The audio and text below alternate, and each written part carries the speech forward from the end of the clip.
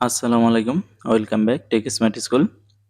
বন্ধুরা, আজ আমি আপনাদের ইমো নিয়ে কথা বলবো। ইমোর ৩ টি গুরুত্বপূর্ণ সেটিং আমি আপনাদের সাথে শেয়ার করব। খুবই গুরুত্বপূর্ণ ৩ টি সেটিং। আমরা যারা ইমো ব্যবহারকারী আছি তাদের জন্য গুরুত্বপূর্ণ এই ৩ টি সেটিং জানা খুবই প্রয়োজন।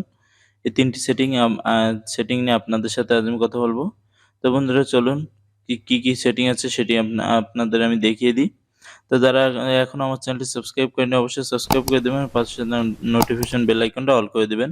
আর যারা ভিডিওটি ফেসবুকে দেখছেন তারা অবশ্যই ফেসবুক পেজটি ফলো করে দিবেন।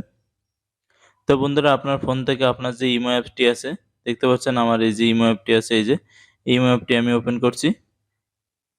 ওপেন করার পরে আপনারা দেখতে পাচ্ছেন যে এইখানে আমার ইন্টারফেসটা চলে আসছে ইমোর। এখন আপনারা কি করবেন, এই যে সেটিং যে অপশনটা আছে, এই সেটিং অপশনের এই যে আইকনটা আছে, আইকনে ক্লিক করে দিবেন। তারপরে আপনি এখান থেকে সেটিং অনেকগুলো দেখতে পারেন। তো ১ম আমরা ১ম যে সেটিংটি দেখাবো সেই সেটিংটি হচ্ছে আইবল নামে আইবল।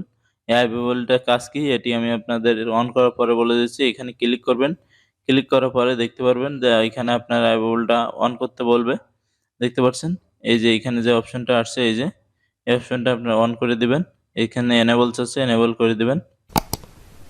তারপরে আপনার ডিসপ্লে অ্যাপস পারমিশন চাবে, সেই পারমিশনটা আপনি অ্যালাউ করে দিবেন এইখান থেকে, এই যে অ্যালাউ করে দিলাম। বন্ধুরা, এরপরে যদি আপনার কাছে কেউ কোনো মেসেজ দেয়, তাহলে আমরা মেসেঞ্জারে যেমন নোটিফিকেশন আকারে পেয়ে থাকি, ঠিক সেভাবে আমরা ইমোর মেসেজগুলো নোটিফিকেশন আকারে পাবো, কিন্তু এক সাইডে জমা হবে। যেভাবে মেসেঞ্জারের লোগোটা এসে জমা হয় সেভাবে ঠিক জমা হবে। এরপর ২য় যে সেটিংটি আমি আপনাদের দেখাবো, এই সেটিংটি দেখার জন্য আপনারা কি করবেন, এইখান থেকে এই যে সেটিং যে অপশনটা আছে ইমোর, সেটিং অপশনে চলে যাবেন। এরপর কি করবেন, এই যে প্রাইভেসি অপশনটা আছে, এই প্রাইভেসি এই অপশনে চলে যাবেন। এই সেটিংটি কিন্তু সবার জন্য খুবই গুরুত্বপূর্ণ। প্রাইভেসিতে ক্লিক করার পরে আপনারা দেখতে পাচ্ছেন যে ১ম এ একটা অপশন আছে যে লার্জ সিন, ঠিক আছে? এখানে আপনারা ক্লিক করে দিবেন। দেওয়ার পরে এখানে দেখতে পাচ্ছেন মাই কনট্যাক্ট দেওয়া আছে আমার। আপনাদের অনেকে এভরিওয়ান থাকতে পারে। আপনারা কি করবেন, এখান থেকে নোবডি করে দিবেন। তাহলে কি হবে? আপনাকে যদি কেউ গুরুত্বপূর্ণ মেসেজ দিয়ে থাকে, সেই মেসেজটি যদি সাথে আপনি রিপ্লাই না দিতে পারেন, তাহলে অনেকক্ষণ লেট হয়ে গেলে কিন্তু সে আপনার প্রতি রাগ বা একটা অভিমান করবে যে আমার মেসেজটা দেখার পরে অ্যান্সার দিচ্ছে না। আপনি নোবডি যখন করে দেবেন তখন এই সমস্যাটা আর হবে না। সে দেখতে পাবে না যে আপনি তার মেসেজটা সিন করেছেন বা দেখেছেন। এরপরে ৩য় যে সেটিংসটি নিয়ে আপনাদের সাথে কথা বলবো, সেই সেটিংসটি সেটিং এর ভিতরেই আছে। দেখতে পাচ্ছেন যে এখানে আছে অ্যাকাউন্ট অ্যান্ড সিকিউরিটি নামে একটি অপশন আছে, এই যে অ্যাকাউন্ট অ্যান্ড সিকিউরিটি অপশনে ক্লিক করে দেবেন। তারপরে এখানে দেখতে পাচ্ছেন ম্যানেজ ডিভাইস নামে একটি অপশন আছে। এই সেটিংসটিও কিন্তু খুবই গুরুত্বপূর্ণ আপনাদের জন্য। এখানে ক্লিক করবেন, ক্লিক করলে দেখতে পারবেন এখানে আমার একটা ফোনের মডেল দেখতে পাচ্ছেন ইনফিনিক্স এর।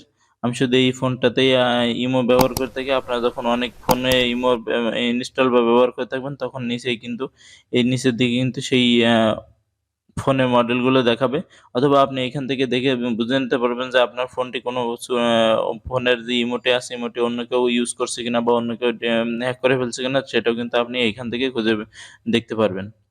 তো বন্ধুরা, ভিডিওটি কেমন লেগেছে অবশ্যই আমার কমেন্ট বক্সে জানাবেন। আর ভিডিওটি ভালো লাগলে অবশ্যই লাইক, কমেন্ট ও শেয়ার করবেন। লাইক, কমেন্ট ও শেয়ার করে দেবেন ভিডিওটি।